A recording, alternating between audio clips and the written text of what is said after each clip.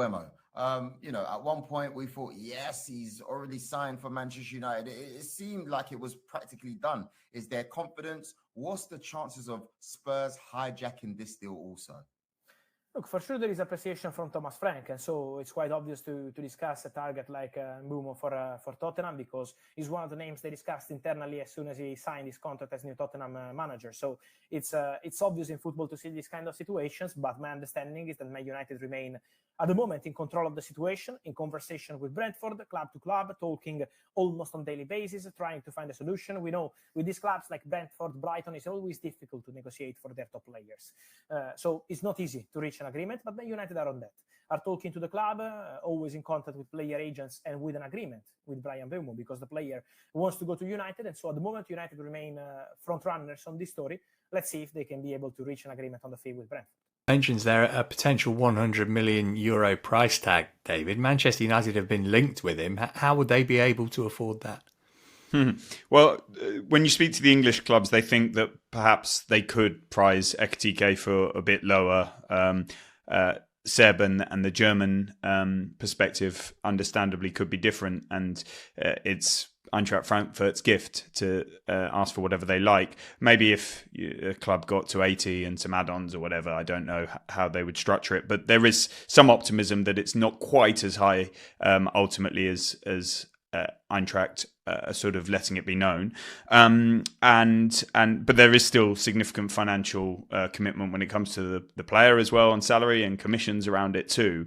And many people asking the same question as you: how would Manchester United finance it? I don't know that they're going for him fully. So I think that's a bit hypothetical. It seems there's been some inquiries, and that's kind of their job, to be asking after players and understanding the conditions of a deal and maybe being interested in the player. But that doesn't mean they're going to do it. Manchester United will be surveying multiple options. We've seen and heard so much about Gyökeres, about Ekitike now, about Delap previously. Look, they managed to get the Cunha deal done. They clearly had some more money than that because they were ready to do the Delap deal. In the absence of Delap, they're ready to do or exploring doing the Bryan Mbeumo deal, and he wants to join them, and there's a very good chance that will happen, but it's not there yet. And then afterwards, the impression you've got is that they'll need to sell. And so based on the success of sales, players such as Marcus Rashford, Jadon Sancho, Alejandro Garnacho, maybe a departure for Rasmus Højlund, whether it be loan or permanent, which would also free up squad space as well for a striker to come in. Tyrell Malacia, Anthony, etc. Suddenly you find yourself in a very different financial world than you are now. So yeah, I can. We're talking hypothetically here. I can understand the concern about what Manchester United's finances are looking like right now and whether they would be able to fund a player like Ekitike now. But it might not be now that we're dealing with this sort of question. It might be further down the line as the summer progresses. They have the resources as a result of a number of sales, and they can push the boat out to pay a lot of money for a transfer fee, salary, commissions for such a striker. It doesn't mean that he will pick Manchester United if that happens, because we've seen that the likes of Chelsea and Liverpool are among the admirers, many admirers for Hugo Ekitike. There's no obligation for Eintracht Frankfurt to sell at all, as Seb explains a lot better than me, and so it is part of Manchester United's due diligence on that position, I'm sure, but I'm not aware of a striker being sort of the next one through the door at Manchester United. I think that is more likely to be Bryan Mbeumo if they can strike that deal, and the striker situation will be addressed subsequently, no doubt. All right, so lots of clubs interested then, Seb. Is there any indication from the player as to A, if he's going to push for this move, and B, if he has a preference of destination if he does? No, there's no suggestion that he's going to become militant or flounce out. Not at all. I think he has great respect for what he's been able to do at Eintracht and what they've been able to do for him. I think also, further to David's point, the clubs that were solid options have kind of been long-term options. That would probably be Chelsea and Liverpool, even though there's been no bid for him yet. There's no sort of significant club-to-club progress. The Manchester United thing, We're saying that, yes, as reported, Hugo Ekitike did grow up as a Manchester United fan. I don't think that's really a signpost to what he will do next.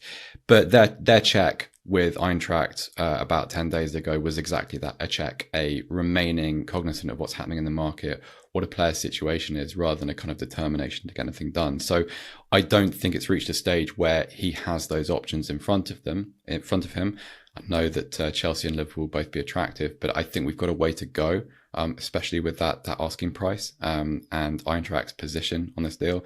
We've got a way to go until we know what he's going to actually want to do, because there aren't true options available yet. Brian Mbeumo is reportedly leaning towards a move to Man United now rather than Spurs. United are expected to go back in with another offer for him after having their initial bid worth up to £55 million rejected. Are you surprised that Mbeumo would pick Man United over Spurs, especially with Thomas Frank now at Tottenham? I'm not. I think if Man United come calling, I am and I'm not, because the simple fact is Manchester United. So you have to. It must be incredibly difficult to go elsewhere, because what might happen is Man United might get back to the levels that we know they have been for many a year, and then all of a sudden, then that's now that opportunity is never going to come again. Do you know what I mean? They're not coming back for you now. Once they get back to where they want to get to, that's it. But then I think Thomas Frank, Spurs just won a trophy. It's all new. It's brand new. You know you're going to play. The manager loves you. He knows. You know exactly how the manager operates. There's no kind of grey area there. So that's shocked me. But ultimately, you have to look at the two clubs. Both of them had horrific seasons last season. One won a trophy, yes, but both teams were in the final. And then you go, okay, what other factors are there? One of them is an absolute juggernaut of a football club, and the other one's a big club, but it's not United. I know you played for Spurs, and I know you're an Arsenal fan, so try and take both of those hats off for a moment. God, but if you're him, and Man United and Spurs both come in for you, where would you be going? Right now? Yeah. Man United. Okay. Why? What were you thinking over there? Because I was thinking that, I'm again, Spurs big club, Solanke's there, but I am thinking, first of all, there's an opportunity there, centre forward, because Rasmus is struggling. Yeah. But not only that as well, like, in my head, Man United can't be this bad for that long. Surely at some point it's gonna come back. Yeah. If Man United get him, Mbeumo goes with Cunha as well.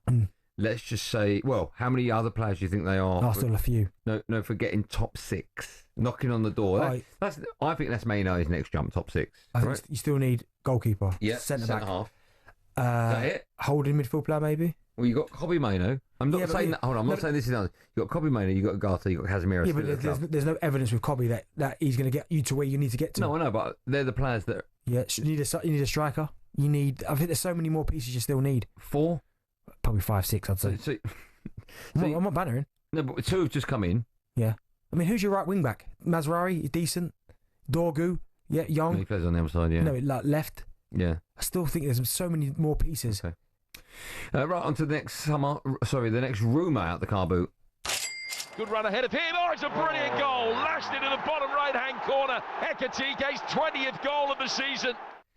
Yes, we're staying with Man United now because they're reportedly considering a £60 million for Eintracht Frankfurt striker Ekitike. He scored 22 goals in all competitions last season. He's been linked with Chelsea. Do you know much about him? I don't. Unfortunately, I've not seen him. No, that's normal, Brendan, because there's so many players we haven't heard of now that come to the Premier League. There's a few. Obviously, I've got Bundesliga Plus. So. Yeah. You still got to have that stick. No, it's not the stick, mate. It's just Bundesliga Plus. How much is that month? $7.99, I think. $7.99. Yeah. Okay. Bundesliga Plus. I watch that quite a lot. Oh, well, that's good. Ekitike, I do like him. Good player. Who did you see him against? What, Frankfurt? Yeah. Oh, I saw him quite a lot in the Europa League. Yeah. But if you're watching Bundesliga Plus, I watched him against Bayern. Right. Yeah, good game. How did he get on? I can't remember what the score was, but of course he played really well. Yeah, did but I'd love someone to tell me he was that injured. 2-0. Doku. Okay, that Man City. Mbeumo's future has been a key topic of discussion over the summer, further enhanced by Thomas Frank being appointed at Tottenham.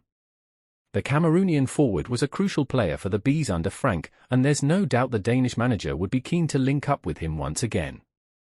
United have shown an interest in securing Mbeumo's signature, and it's no surprise considering the impressive performances he has produced in recent years. Mbeumo would undoubtedly be an impressive signing for both Tottenham and Manchester United, but it appears that one of them is leading the race as it stands. Romano has confirmed that Tottenham do have an appreciation for Mbeumo and held internal talks over potentially signing him. For sure, there is appreciation from Thomas Frank.